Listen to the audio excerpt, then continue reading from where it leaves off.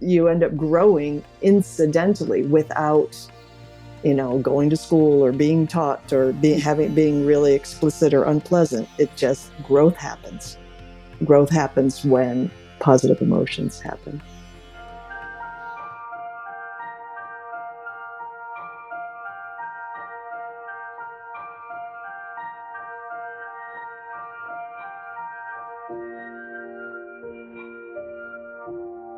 Just be here now.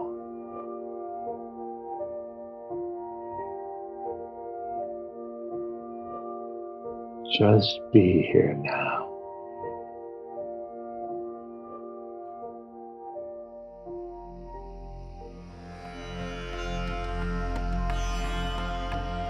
Welcome to the Metta Hour with Sharon Salzberg, where Buddhist wisdom meets everyday life.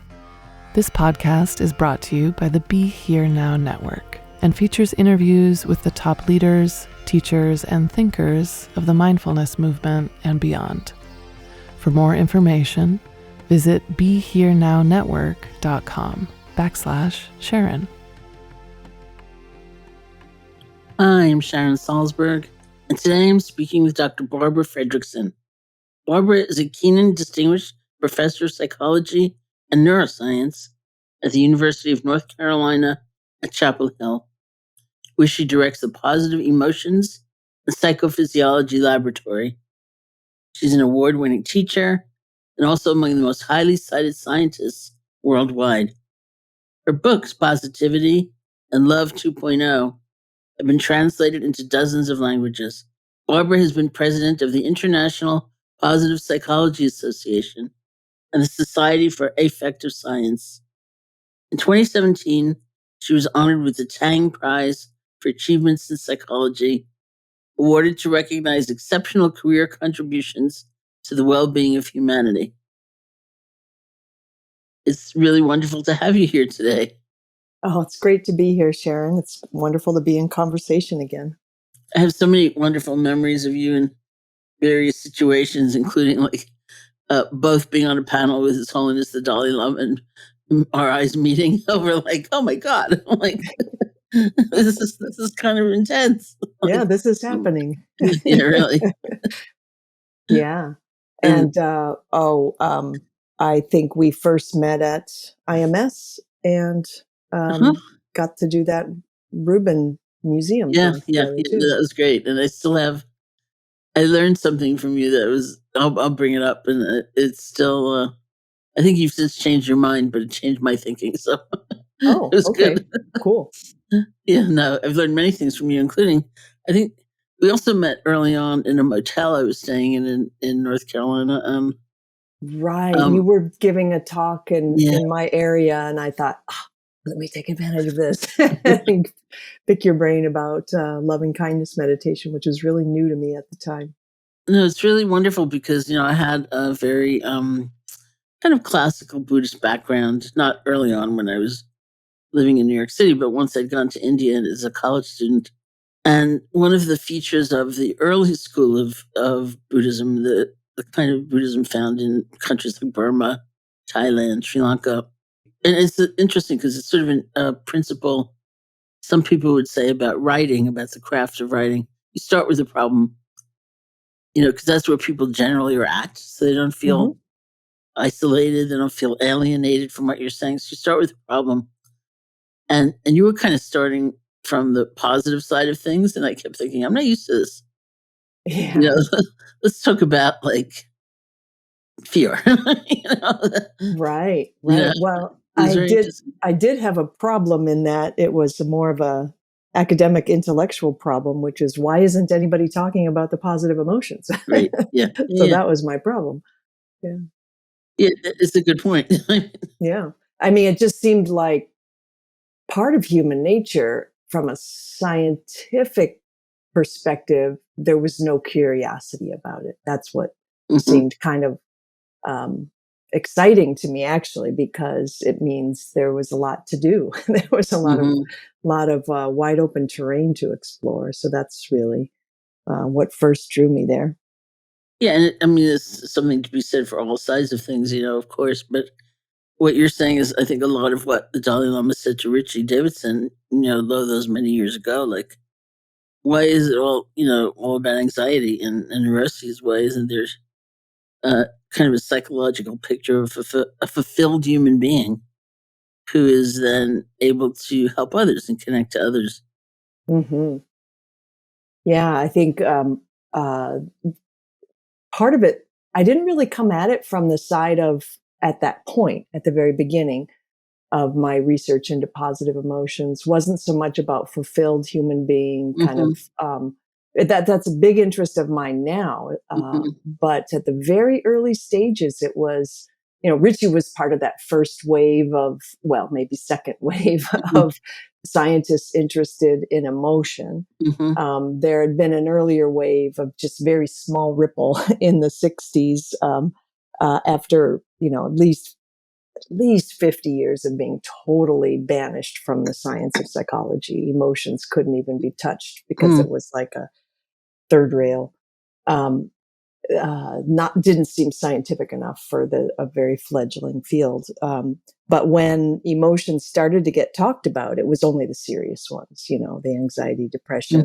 Mm-hmm. Even people had whole research programs on disgust, and you know everything was lumped into happiness, and Mm-hmm. nobody was studying it. And so that's it really struck me that the theories for why humans evolved to have positive emotion, or to have emotions in general, just didn't fit for the positive Mm-hmm. emotions. So we needed to start over and kind of understand how they fit into human evolution, in a way that made sense, of when they occur. And because they're not occurring in life or death situations, so you can't say that positive emotions are about survival in a direct way. So that's where I kind of got curious about, well, maybe they promote survival in an indirect way. Mm-hmm. Mm-hmm. It's really fascinating, and I appreciate my own background in the sense that I was suffering a lot when I went to India, and it was very reassuring to hear people acknowledge that in a way and say this is a part of a human life. It's not aberrant. You're not weird. That was Hmm. maybe the most important thing. Um, but if I look back at those early conversations, I met so many of my really close friends at my first retreat, like Hmm. Joseph Goldstein or Krishna Das, Ram Das. There were any number of people there. Um, and there was something about the incredible joy we were experiencing just by learning. And I look back at sort of I don't know, it was almost like the minor key of a lot of the conversations. It was like, and then my breath, it like fluttered. Yeah. You look back 50 years and you think, do you really care that your breath fluttered? But it's like, I did. It's like, because I noticed it. Yeah, it could be So, fascinating. Yeah, that's true. And there's, what you're pointing out is that there's so many forms of positive emotions, not just, sitting back and saying, "Ah, I'm happy." It can be, intrigue and awe and, like noticing those small details in your breath, that's fascination. mm, And, so a lot of the positive emotions we overlook are these sort of learning ones, or mhm, maybe more intellectual ones, rather than you know enjoying somebody's company is a different kind of positive mhm. emotions. Enjoying beauty in the natural world is a different kind. Yeah, I quote you, as you know, so often. And I had one editor of one earlier book. I quote you. I have, as we were just chatting, and I said I have two books coming out in which you feature prominently, at least in one, maybe both. I can't remember. But the earlier books, I had one editor complain saying, why don't you just like send out a newsletter saying people should go read Barbara's books? It's like a little much, don't you think? Like, oh, okay. But Well, I there. realize when I quote you, I tend to say positive states rather Uh than huh. positive emotions, Uh huh. because I don't know that many people would recognize fascination as an emotion, for example, Ah, where yeah. like that complete kind of presence of one's being, no part left out as an emotion. Right. I think that's totally reasonable. I think we can get in science a little hung up on, what's an affect versus what's an emotion versus what's a feeling versus what's a state. I mean, state is wonderful because it's open enough, but simply refers to something being transient. It's a moment that has some pleasantness to it. I think, in my own thinking and writing, I'm also stepping back a little bit to focus more on the just pleasant moment, as opposed to using the word emotion on it. But it's once you kind of get known for something in a particular phrasing, it sticks with you whether you like it or not. Yeah. Well, the Fredrickson theory that I quote most often is one of Broaden and Build, because it fits so perfectly with my experience in practice and meditation and just life. To see the way the word pleasure can seem a little self-satisfied to us. Like Right. you're just going for pleasure that's selfish, that's very indulgent.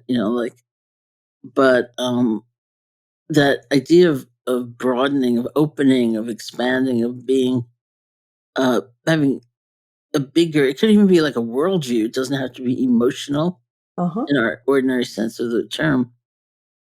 It's so freeing and allows for so many possibilities.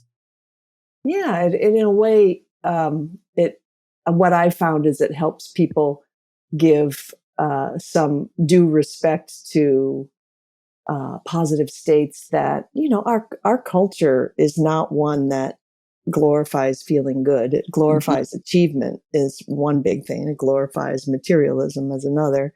And so when your eyes are focused on those kinds of things, they just you know, emotions are just speed bumps that get in the way. Yeah. And so this helps, I think, build the case that, we ignore these states at our own peril. We ignore them and we don't grow as much. We ignore them and we can't be truly alive, that we gain a lot out of redirecting our attention to these more subtle pleasant states. Yeah. And it's, part of it, I think, is that kind of Protestant work ethic. We need to work hard and never play and dance. um, and I think there's a lot missed about human nature from that. But one of the things I think is so fascinating is, I come at this from an evolutionary biology, evolutionary psychology perspective. And then when I got to know your work and other work in, Buddhist psychology and, contemplative practices, I'm like, wow, just focusing on what is it like to be human can get to the same answers, from a very different perspective. So I've loved seeing the consilience between contemplative wisdom and what comes out of science. I mean, it's really a source of awe in a way. So when you began your scholarship, it was in the realm of evolutionary psychology. Mm-hmm. Mm-hmm. That was kind of the backdrop to the beginnings of emotion science, or the rekindling of emotion science in the late 80s and 1990s. And I got my PhD in 1990 and started a postdoc in emotion.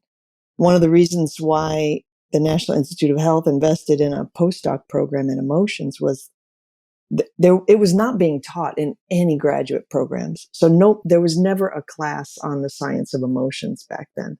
So there was a lot of building and catching up to do to get people trained to work in this area. And so I was lucky to be part of the first wave of that. It's so interesting. It's hard to imagine now what's left over. Yeah. It's, you mentioned, one of my Yeah, two of the organizations that I've been part of leading, the International Positive Psych Association and the Society for Affective Science, neither of those would have even come close to existing when I was in graduate school. Nobody had even thought about looking at the positive psychology or even emotions. So it's been kind of fun to help build new corners of my field.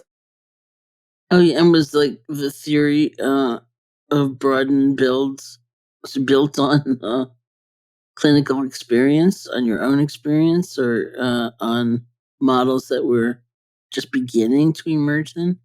Yeah, it was not clinical experience or my own experience. It really was from trying to understand from a logical evolutionary perspective, how could these pleasant, uplifted, momentary states have been valuable to our human ancestors? I mean, there was one take that was prominent at the time in evolutionary psychology, which was implicitly arguing that, well, negative emotions are about survival and positive emotions are about reproduction. And, evolution depends on both of those. Mm-hmm. And that just, struck me as wrong, because not all positive emotions have to do with mate selection or mate retention. We feel good in lots of contexts that have nothing to do with procreation or, that side of things. So I was puzzling through, how could these pleasant states, in what way might they have been related to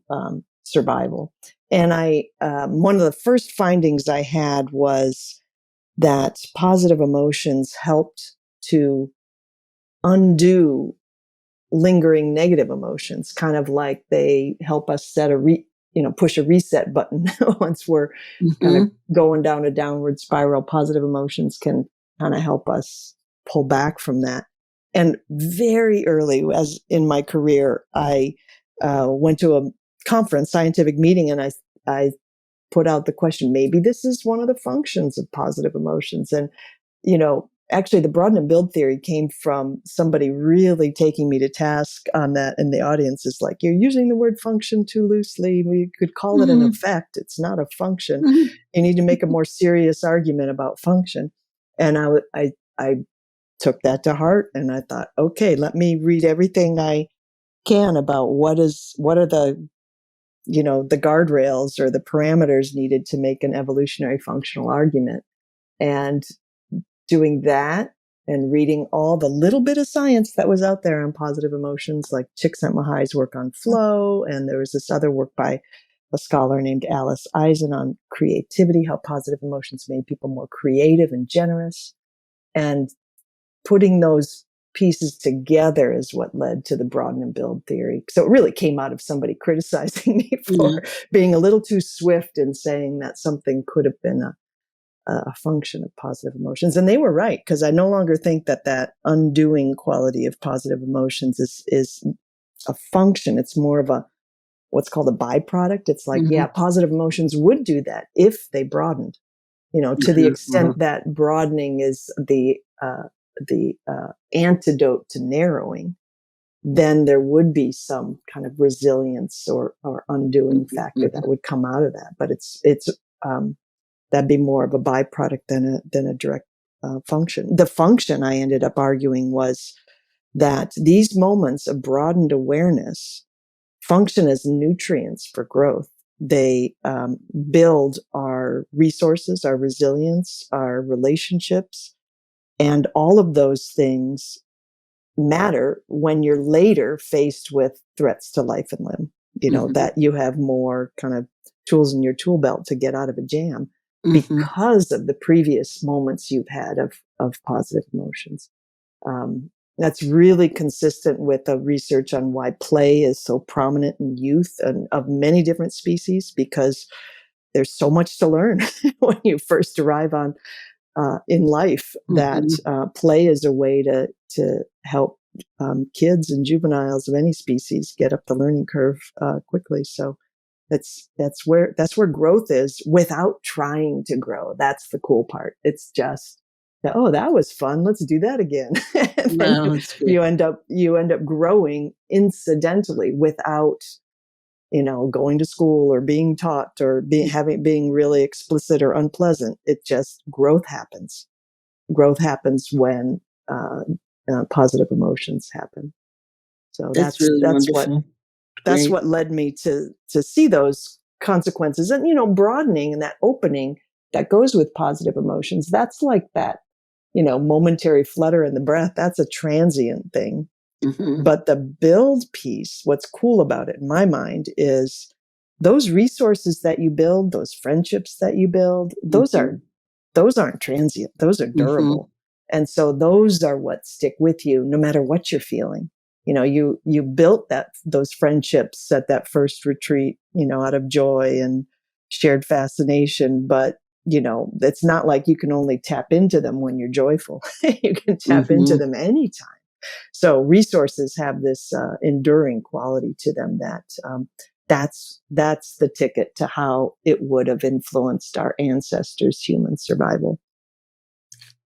Well, there's a lot I want to respond to, just even briefly in what you said. Like, for one thing, your description of hearing that criticism from another scientist reminded me of why I started using the term positive states, because I wanted to include something like equanimity, like a state of balance, which we normally think of as indifference or coldness. Even it's not very positive, but it is actually very positive. Right. That balance can receive and see options. And, if you think about just an ordinary, for some people, daily experience of going to a meeting, and some people are extremely fixed on their point of view and the resolution to the problem they want to see. And there's like no space in there for finding another option. But if someone has some balance and some ability to give and take, then there's openness and so much can happen. And so I saw that as a very positive state, and I thought, why not include that? So I also have to say, scientists taught me a lot about the power of intention, like both the trust and the intention of the other as they're offering criticism. Because I have seen that, of course, so many times where someone's done a presentation and then there's silence, and then whoever's done the presentation takes a breath, and then they get leaned into by all these people. Like, well, are you sure, Dr. Davidson, that Monk's eyebrows didn't wiggle? Because physical movement would provide the same kind of effect as what you're saying is happening in the brain. It's kind of remarkable, and in the best case scenario, which I have seen and honor so much, everyone's just looking for the truth. Every just one wants to see what's true. In the worst case scenario, I would imagine one is sitting there thinking, I wonder if they want my grant, and it's not a wholesome process. Exactly. Yeah. There's so many different ways to get kind of pulled down into the unwholesome incentives, of any career. I'm certain. But yeah, one of the things that I love about what I do is that, with the concept of academic freedom, I get to study what I think is the next important question. And I'm not, I can follow the clues to what interests me without, once you are granted tenure at a university, without concern for what's the career outcome if I do this? What's the career outcome if I do that? It's, it's like my job is to follow the questions wherever they go. And that's the fun part.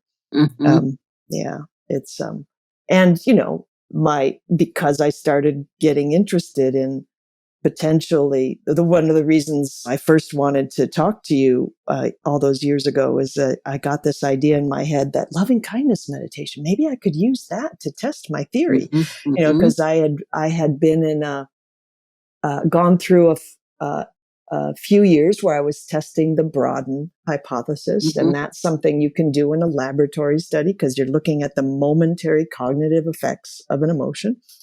But when I wanted to switch to test the build part, which is, to me, in that, once the theory came together, is like, well, that's the consequential part. Does it really change people? The positive, does your daily diet of positive emotions lead to a new you 6 months later. Mm-hmm. And I had started on that path trying to think, well, what am I going to do to get people to increase their positive emotions on a daily basis? And had a couple things that in theory should have worked, and we did studies on them and they didn't work. And then just by chance, I was introduced to loving kindness meditation. It was like, I don't have to reinvent the wheel. Somebody has done this already. Not only somebody, but it's going back millennia. So it was sort of realization that I could use this ancient wisdom to test modern theory, and the pursuit of that was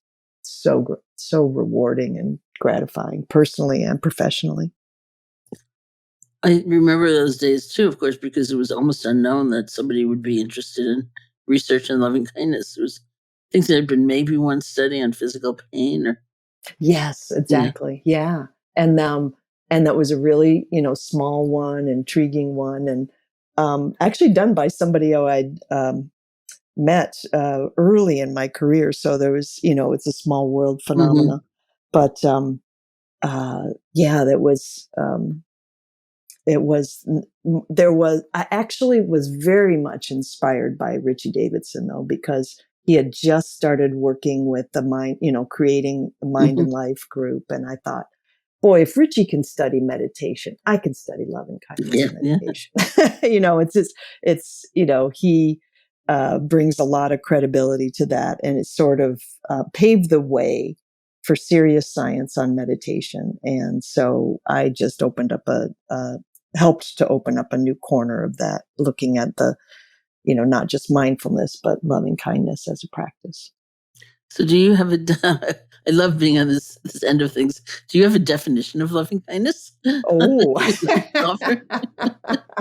Or love, for that matter? Yeah, I think I should stick to love and let you do the loving kindness. But actually, the decade or so I spent studying loving kindness meditation formally, and you've been a great help in that, because after my first study in that, I realized, wait a minute, I need to stay a little truer to the ancient practices, and you agreed to be a consultant, or like make sure I don't do a scientist detour off the beaten path. And but all that work with loving kindness meditation got me to really rethink what the emotion of love is.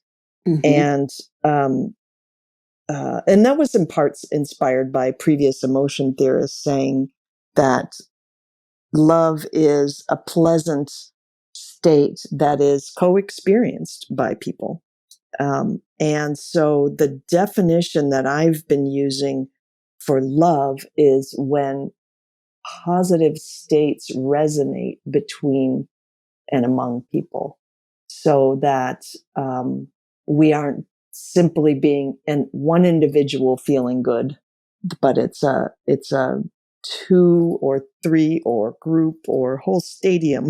I tend to work with pairs of people, but pairs of people feeling the same thing at the same time. And here's another place where Western science really favors the study of individuals. I mean, I'm in psychology. It's often defined as the study of individuals. And we had thought of, when one person feels something and the other person does too, the language was around emotion contagion, that one person's emotion was caught by another. And what I began to think is like, we got to step up a level of analysis here and look at what's happening between people. It's not really one person having it and another person catching it. It's being co-created by and between people. And so that's what I am venturing to say is how your body experiences love as a co-experience of positive emotions. Now, that's not what our culture calls love. Our culture calls love for romance and marriage and commitment and loyalty. But from a broaden and build perspective, what I'm arguing is that positive emotions that are co-experienced with others broaden more and build faster and bigger. And so love becomes an especially important positive emotional state because it's where the most growth and openness lie at its best. And so by having those co-experienced positive emotions, you build friendships, you build bonds. Sometimes you build a lifelong soulmate, relationship. And those are the things that we as a culture tend to look at and point to and say, oh, that's love. Those relationships are love. And I'm just trying to look a little earlier in the process and say, well, maybe the moments that kindled that can be considered love too. So that's the definition of love I put forward, is that it's co-experienced positive states, that not just any co-experienced positive state, it has to have a kindness in it. It has to have this mutual care and concern. And the science is showing us that when people are in kindness synchrony with positive emotions, there's also a biological synchrony. People's heart rates and sweat glands rise and fall at the same time. And so it really does make you question whether the emotion is belonging to the group or the pair as opposed to an individual. So it's looking at emotions and positive states as collectively created. And so where loving kindness really influenced my thinking, the traditional contemplative practice, is that, when positive states are blended with kindness, care, and concern for another person, they're elevated even further. It's not like, what would be excluded from this definition is two people laughing and making fun of another person, or, you know what I mean? Something that has a kind of a ill-tempered or ill spirit, or lack, even a hierarchy, this kind of positivity resonance kind of blurs the boundaries between people, so that hierarchies kind of slip out of view, and you just feel like you're connecting, as opposed to following. So I don't know. That's getting a little. You asked a simple question. I gave you a long. No, it's wonderful.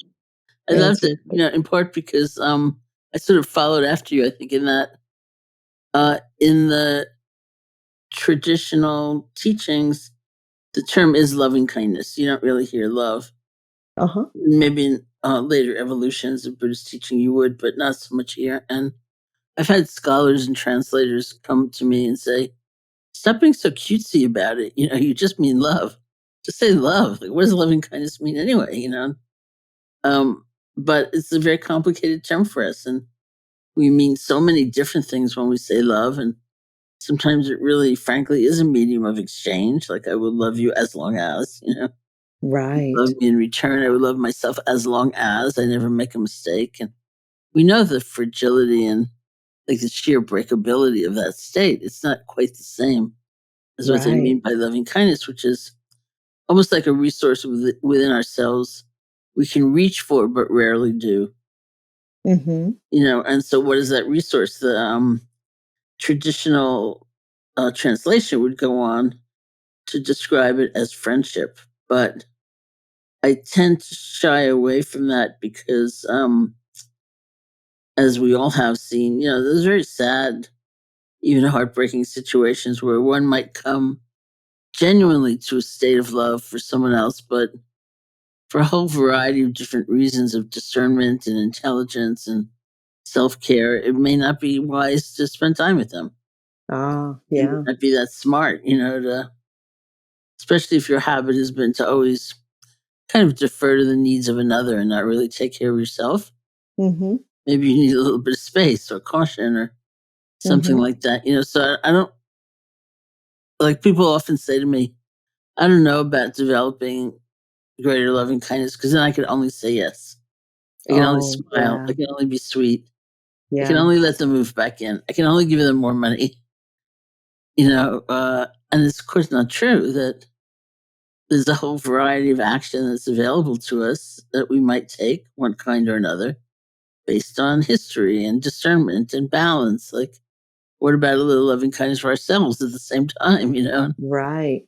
Um, so I don't like the thought of the state or the trait being wedded to a certain kind of action. Right. And I think that's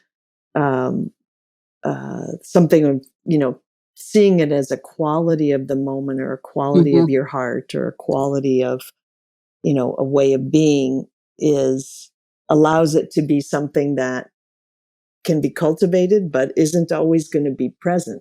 And so it needs to be recultivated. And so, that's where the practices come in.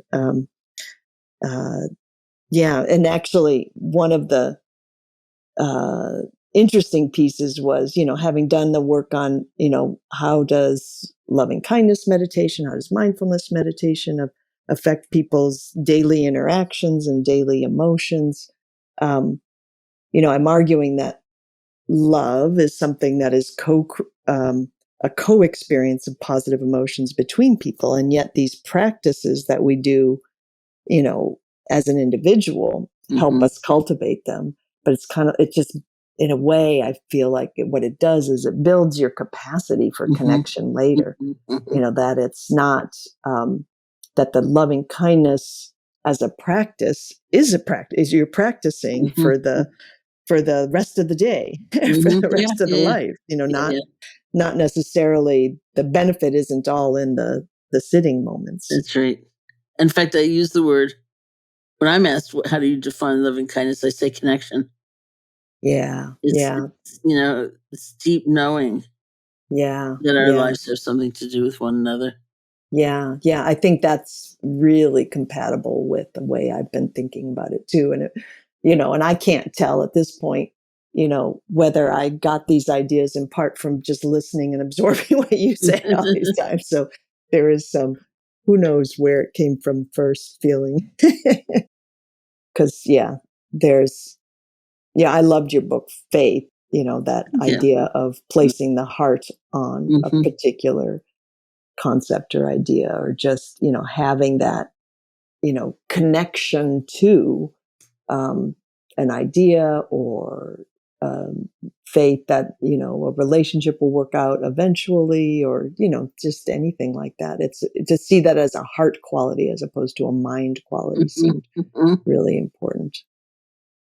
I'll tell you something else you're very famous to be quoted for in kind of Buddhist circles, so to speak, or meditation circles. It doesn't have to be Buddhist, but in the Buddhist psychology, which is one of those very exacting psychologies, where fine differentiations for us in English are like distinct, differences between two states in another language, and you wouldn't kind of confuse the two, but we do here.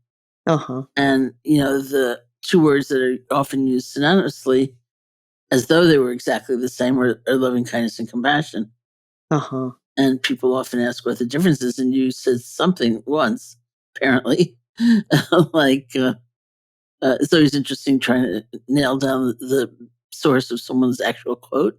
I was just talking to an author to get her permission for a quote, which sadly I did take right off the internet, so there was no attribution like this page of this book or something. Right. So I got in touch with her and I asked her, and she was quiet for a moment. She said, "Sounds like me. I can't tell you where I said it, so maybe don't use it." So great. Right. But my vague memory is that you were at a conference somewhere, and someone asked you about compassion. You said something like, "Compassion is love that's looking at suffering." Yeah. And what's interesting about that is, I can remember the light bulb where I got that concept from was, I'd heard a presentation by Jimpa, the translator for His Holiness the Dalai Lama, at a compassion meeting, the Science of Compassion meeting, held by some of the folks who do a compassion center at Stanford. But the meeting was in Colorado, up in the mountains. It was gorgeous. And so the idea actually came out of contemplative scholarship, and it occurred to me that, of course, all the Four Noble States or whatever, the loving kindness, equanimity, compassion, and Mudita. I named a cat Mudita because I love that idea of joy and joy. Yes. Yeah. And one thing that he had emphasized was that, in different traditions, different ones of those, Four Noble States kind of take the center stage. Mm-hmm. And he had mentioned that, one perspective is that, the loving kindness is in the center of it. And whether you're faced with someone's suffering or someone's good fortune would turn that loving kindness into either compassion or mudita, the joy in someone else's good fortune. And so that's that helped me see this sort of aha around that. Mm-hmm. Love can be the same concept in different contexts. And sometimes our contexts are awareness of somebody else's suffering. And then the love that you would have, trying to be cultivating a warmth and kindness towards them is just going to bend towards compassion, or bend towards delight if things are going well for them. And it occurred to me that the dimension of another person's suffering to another person's good fortune, that's kind of out there in the world. Mm-hmm. You don't really have that much control over that. What you do have more control over is your own inner state of kindness and connection. And then when you become aware of what's happening with the other person, that love gets transformed to compassion. That love gets transformed to sympathetic joy. So that really struck me as a helpful way of looking at things. And so it tickles me to see me being attributed it with something from a scientist perspective, because I was just, very much influenced by the contemplative scholarship there. That's great. It just says it, and it's perfect. And it brings up, of course, those four dimensions of, the fulfilled or a life that is manifesting the power of having seen clearly. And that would be loving kindness and compassion. Sympathetic joy, which is joy in the happiness of others instead of hearing about or witnessing someone else's success or good fortune and being overcome by that voice that so often arises within us that says, oh no, it's like too much. You don't deserve all that, I do, but and we actually hold it in a different perspective. We're actually happy for the other person. So it's enormously freeing. And then there's equanimity, which is the last of the four after loving kindness, compassion, and sympathetic joy, which is really about balance, and it's about wisdom. It's perspective. It's sort of like the positive aspect of it wouldn't be like giddiness. It would be like almost like relief. Yeah. We get older, we get wiser, we see that's not worth holding on to, and it's such a relief. Yeah. Then not hold on, Yeah, I love your connection there to older and wiser, because when I think of where equanimity finds its way into the language of experimental psychology, or the science of psychology, is it's as acceptance. And one key finding over and over again is that older people tend to be happier than younger people. Which kind of strikes some people as odd because they know some curmudgeonly old person that they can't let go of. But the science says over and over again that age is typically associated with more happiness. And there was some great research to show that when people have acceptance as their primary way of regulating their emotions, that they become happier. So, and that older people tend to have greater acceptance over the situations they find themselves in, the emotions that they feel. And so, there's less kind of getting caught and stuck in Mm-hmm. one, negative state or jealousy or, why didn't this go my way? There's this, it's sort of like after you've lived a few decades, you're like, oh yeah, this is how this kind of thing unfolds. And you can have that acceptance, but, you can also cultivate. Mm. And so it's like, how can you get that good stuff of being old earlier? I think that's where practice of, the meditation, all kinds, can be really useful. Mm-hmm. Kind of bring us the wisdom early. We don't have to wait for it.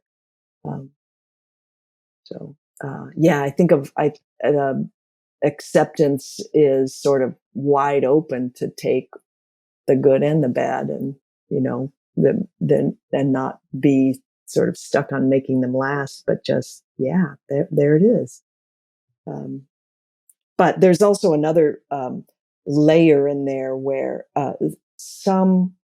one of my former postdocs actually was interested in the difference between mindful awareness, and savoring, and discovered that, we can distinguish between the two, measure them separately, and the best sort of emotional profile of happiness and being resourceful shows up when people can score high on both of them. Mm-hmm. That, you need to be aware enough to notice a good thing is happening before you can savor it. So you can't have benefit from savoring without mindfulness, but mindfulness without a sense of, oh, when it's good, let me linger there a little bit. Let me see if I can prolong it a little bit. Having that attitude towards a positive experience also produces a better emotional well-being profile. But it doesn't mean make it last forever. It doesn't mean, I'm going to pin this down and capture it as a constant state. Because, one of the what, just going back to our discussion about states versus traits. I mean, you cannot wear happiness like a uniform. It's not something that can be forced and put on. And that's actually the most kind of, I feel like a little bit of knowledge about positive psychology is a dangerous thing, because that's what people start to do. They think they have to be positive all the time, and they think that they always have to have a smile on their face. And like you said, people think of their first blush assumption about loving kindness is that you always have to be nice. Right. Right. There's no always about it, because these things can't last. They are states, they come and go. Yeah, no, it's really fascinating, and it's so important because there's so much potential happiness and power there, and to think about kind of shunning those or closing those doors prematurely, or, shunning those actions and behavior in terms of meditation practices, before you really tried it. It seems such a shame to at least see if you feel relieved of some of that suffering. And maybe that is also why they say the Buddha taught very gradual paths sometimes. Mm-hmm. Like, let's do this one for a while. Like, let's just practice generosity for a while. Later, we'll talk about something else. And later came about, and then they talked about something else. And then, one day they started meditating. And yeah. Sometimes I think just that sort of slow, indirect path towards these insights is there's so much wisdom in that, because if you say exactly where you're going to go, there can just be so much reactance. It's kind of remind me of parenting a little bit. Yeah. So interesting. And then when you wrote your book, the second book, Love 2.0, Creating Happiness and Health in Moments of Connection. The other thing I really emphasize more than anything to try to dissuade people from being afraid and that they can be manipulated in some way by that kind of practice or hurt in some strange fashion. The thing I emphasize is that we're not trying to force ourselves to feel something we don't feel ever. We're trying to change the way we pay attention to see if something happens. So The example I always use is if you're the kind of person who comes to the end of the day and you evaluate yourself almost like, how did I do today? Let's just say. Mm-hmm. Let's say pretty much all you can remember is the mistakes you made and what you did wrong and what you could have done better. And, the basis of the loving kindness is not to ignore or be dismissive of the other side, but it's unlikely that is all we did today. It's like, doesn't have to be grandiose, doesn't have to be magnificent, but if you're breathing, you're kind of doing okay, Exactly. By definition. Yeah. Yeah. Yeah. No, I think we get a similar kind of misperception a lot of times about positive psychology or emotion regulation sometimes, that you can go straight for the feeling and try to create it. One thing I like to point out to people is that, other people are amazing sincerity detectors. We humans are amazing sincerity detectors. So if you think you're successfully conveying, forced positivity in that way, you're fooling yourselves, because people can see the difference between something that's authentic versus, somehow insincere or manipulative or just put on. So, we shouldn't even try to go there. And then Mhm. another way to think about it, I learned this analogy from a scholar who studied creativity, saying that, creativity is not something that you can just, there's no formula for it. It's kind of a natural process that you can set the conditions for it, but you can't strong arm it. And it occurred to me that that's really the right metaphor. And he was a pilot, and he referred to that as that's what you do when you land a plane. You don't fly the plane to the ground. You set the conditions, like, I don't know, has something to do with the flaps on the wings. I'm not a pilot. I don't know. But it's gravity that lands the plane. You're just setting the conditions for a safe landing. For gravity as a natural force is going to do the landing. The pilot is just setting the conditions. So what we try to do for experiencing positive emotions or positive connections or positivity resonance or love is just setting the conditions. And that can be the way you attend, the way you try to create situations where you can see people face to face, where you might be able to co-experience something. The way you check in and make eye contact with somebody and let them know it's a safe moment by kind of being warm about that, because eye contact is not necessarily a good thing. It can make people feel monitored or stared down. And so, the way it becomes warm and friendly is eye contact with a smile. Nice. Great.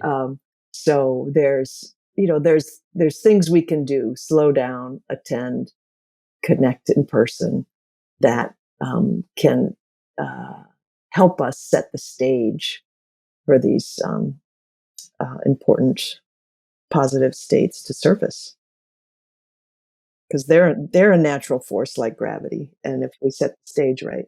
Really beautiful. I want to come back in a moment to the field of loving kindness research, but kind of go sideways for a moment, because I know you also did work on what sometimes in meditation we call short moments many times, like kind of mindful activities rather than even 10-minute periods of formal sitting meditation.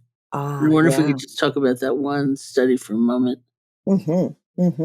Yeah, this actually was a product of me realizing that I needed some better advisors, or just advisors at all, on people who really knew contemplative practice and were teachers. And so that the early stages of my designing these larger scientific studies on what are the benefits of loving kindness meditation versus mindfulness meditation and so on, was where you were there as a sort of the loving kindness key experts, and then a couple people who were the teachers, Sumi, who you introduced me to, Sumi Kim, and Mary Brantley and Jeff Brantley helped really guide me through the mindfulness literature.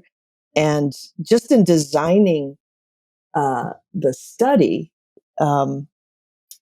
the instructors, the meditation instructors were saying, well, we teach this informal mindfulness. Shouldn't you be measuring that too? And so it's like, oh, right, of course, that's a key part of the teaching. And we were only measuring, initially planning to measure formal meditation practice. So we fashioned a question in the daily reports that we had people do as they were, in a 6-week meditation workshop.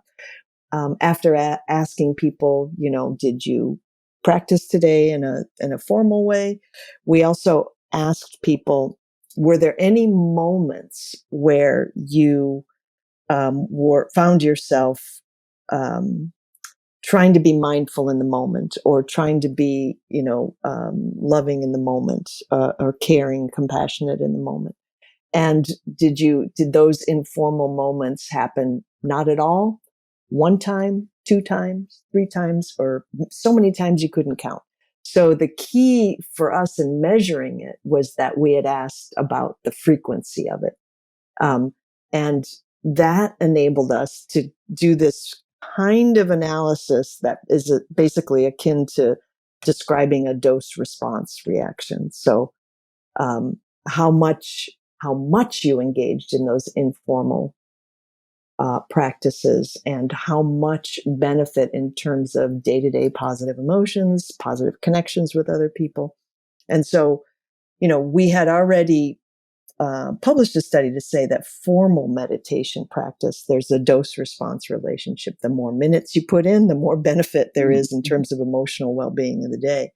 And so we did another paper after that to say, okay, let's look at this informal practice measure, and found the same dose-response relationship. And this was even after statistically taking into control how much formal practice people engaged in. The informal practice, those moments of mindfulness, those moments of caring. My favorite example of this in my own life is like, I'm driving to work and I see somebody running, and I like to run myself very slowly, but still. And then I, instead of thinking, oh man, you get to run today and I don't, I think, have a good run. Hope you're having a good run. Having a little moment like that, the question that we were trying to get at is like, are those completely inconsequential, or do they matter? It turns out they matter. So great. It's really encouraging. Yeah. And there had been some few studies on informal meditation practice, but it was so hard to draw any conclusions from them. And I think the lucky part in our particular data set was that we had that measure of frequency. How, not just did you engage in informal meditation practice today, but how frequently. And that really helped us get a better handle on it. Thank you for that, because that is a very important point for a lot of people, given the conditions of daily life and all of that. And I want to hear from you, if possible, about the burgeoning field of loving kindness research, since it's sort of like the interest that was sparked in mindfulness as a quality and as a modality of as a methodology was much earlier. And it feels like something has happened in the last few years that has made loving kindness and compassion research be much more available or interesting to people somehow. Yeah, that's true. What you've picked up is definitely true, and I think it patterns something that we've seen in the science of psychology as well. That I was mentioning earlier that there was a time when emotions could not be studied. And then that is because there was this, early 20th century emphasis on behaviorism, which is the only things that matter are observable. And with that zeitgeist, we couldn't even study, attention or thinking. Those things were like banished concepts. But in the 1960s, cognitive psychology was born. People saying, no, thoughts matter, how people attend matters. And there was this big, what's called the cognitive revolution in my field. But even with that, emotions were not allowed. And that was way too squishy or soft or fluffy. And so emotion science, or the kind of the affective revolution, happened a good 2 decades later. So I think we kind of saw the similar thing where Western scientists saw in the contemplative practices, well, here's the thing that we can talk about over here and still seem scholarly, which is attention, states of attention, because there was already a receptive and built science of cognitive psychology that could receive that perspective. And I think that the affective science needed to grow a little bit before loving kindness meditation could really find a level of interest. So that sort of let the cognitive states in the door first happened in psychology, as well as in I think the way meditation has been introduced to the West. And so that it's been so gratifying to see how many studies that come out in the scientific journal Mindfulness that are about compassion and loving kindness. As you know, the one of the first larger studies of loving kindness meditation, larger meaning it was not with a patient population, and it had more than 100 people instead of a handful of people with chronic pain. That was that first study. Having seen that there wasn't any work on this, there was a point where I'd heard there was another group doing some loving kindness research, and and this is where my competitive spirit came in. It's like, I want the first citation in this area. And who knows? There were 2 papers on loving kindness meditation that first appeared in 2008, and so I was up there in the among the first 2. But that competitive spirit is, it hits me when I'm playing cards too. But since then, there's whole, meta-analyses and work in this area. And that just, I love it. It's just so gratifying to see. So it really does feel like, you use this phrase, a boot kicked in the door. Yeah. Who's Bruce Springsteen said that when, about the first time he ever heard Bob Dylan's music. Yes. He was maybe 15 or something, riding in the car with his mother, and a song came on the radio, and he said it was like a giant boot came down and kicked open the door of my mind. I love that. Then my mother said, that man can't sing.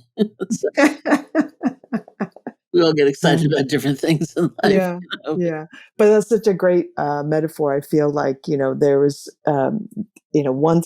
once more and more people felt like, oh yeah, this can be studied. So then a lot of people started investing in it. And so it's really become a whole field of contemplative science.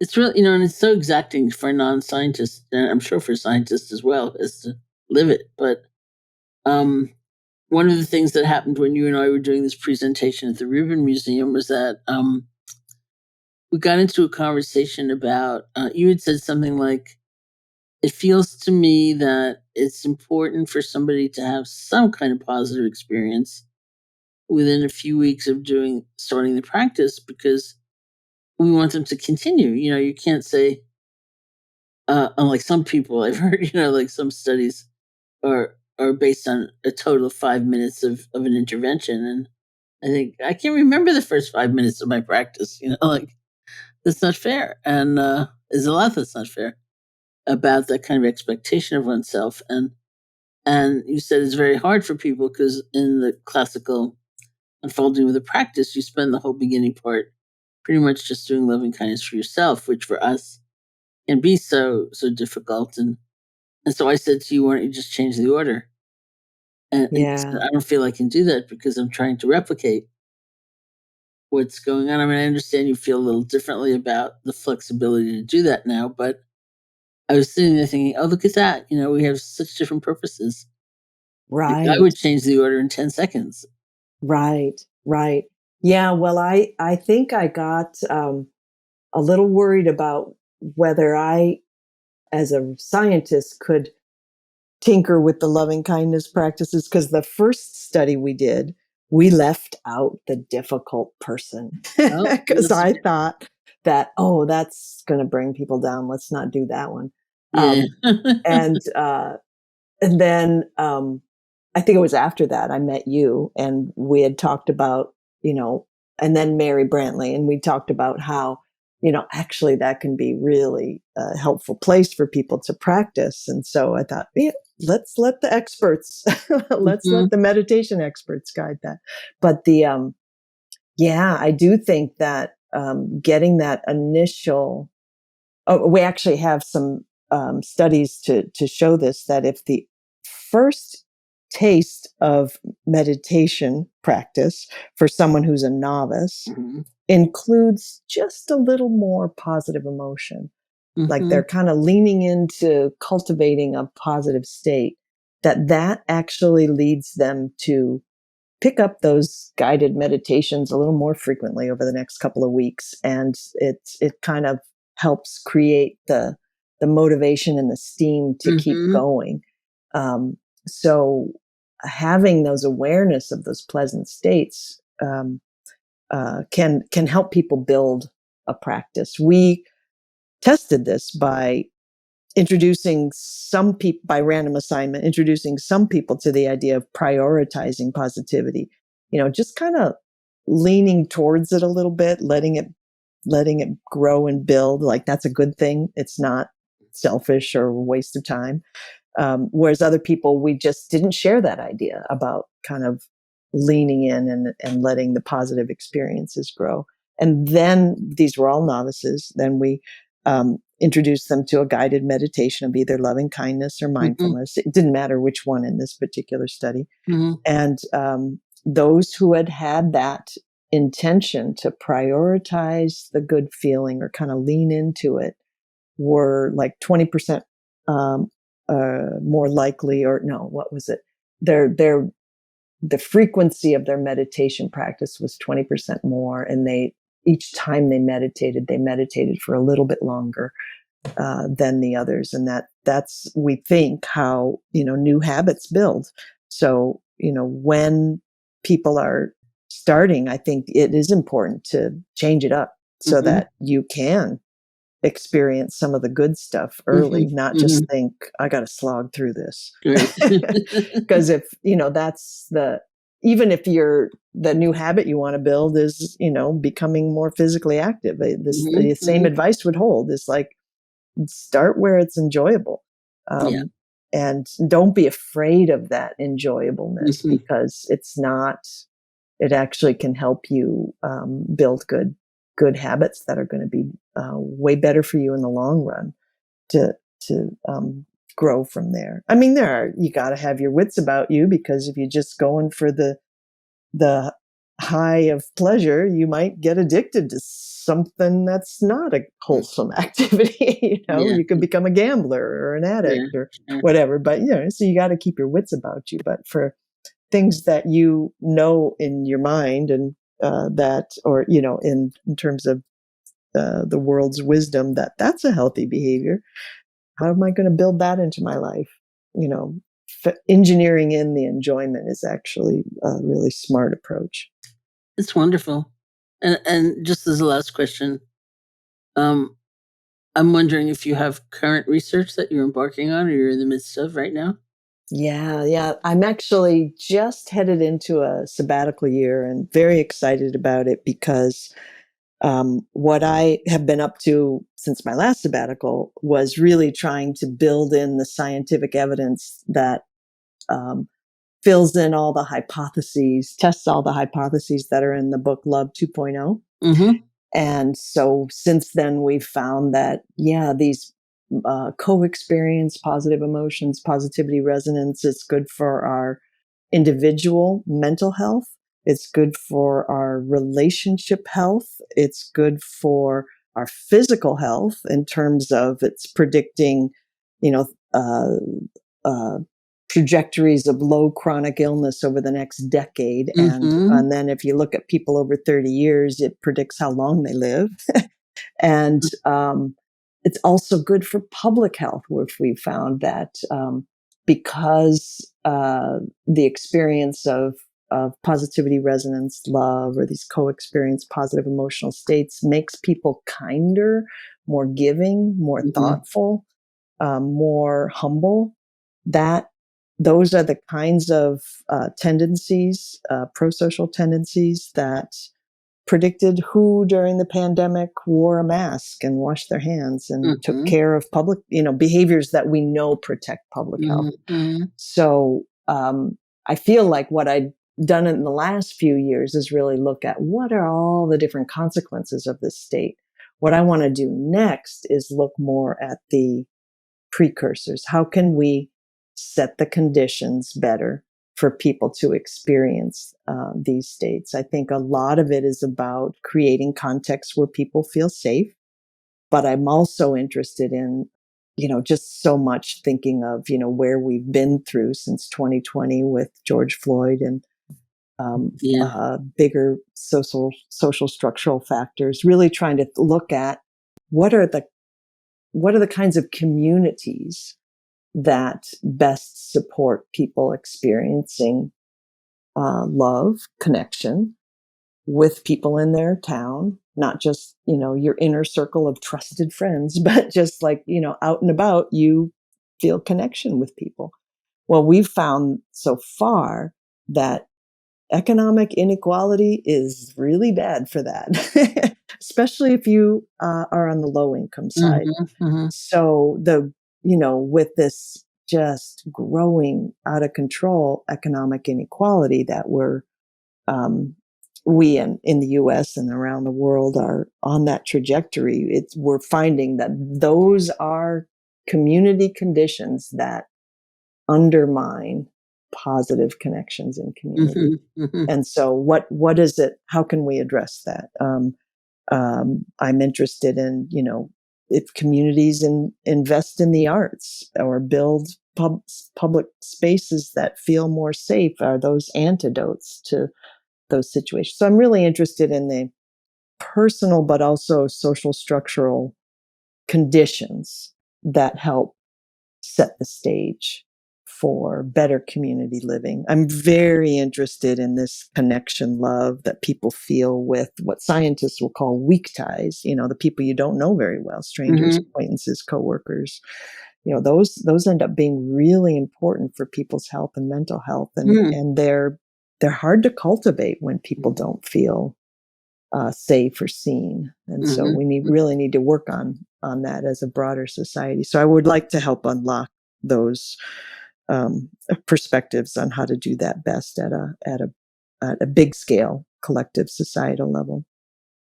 It's fabulous. It's like with directions, it could all go or kind of endless, but hopefully the ones that potentially could make a difference in people's lives and a degree of happiness will be really useful and can continue to expand its sort of virtuous cycle, Yeah.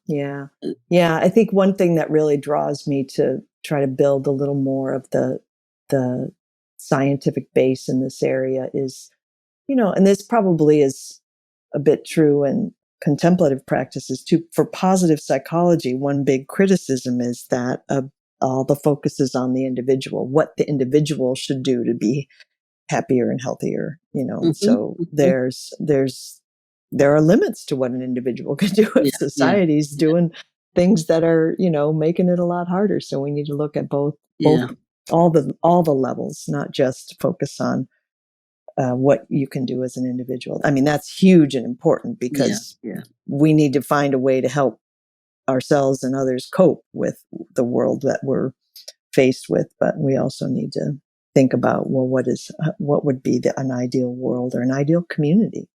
Wow, thank you so much. And a big thank you to everyone who's listening. To learn more about Barbara's work, you can visit the website positiveemotions.org. It's positiveemotions.org. And get yourself a copy of her books, Love 2.0 and Positivity. She has great book titles as well as great books. But, the book titles are a matter of, do I have sympathetic joy or do I just get down to envy? I don't know. A big thank you to everyone listening. This has been the Metta Hour podcast from the Be Here Now Network. May you be safe, be happy, be healthy, and may you live with ease. Hey folks, thanks for listening. To learn more about Sharon and her ongoing teaching schedule, as well as online courses and a free guided meditation, check out her website at sharonsalzberg.com.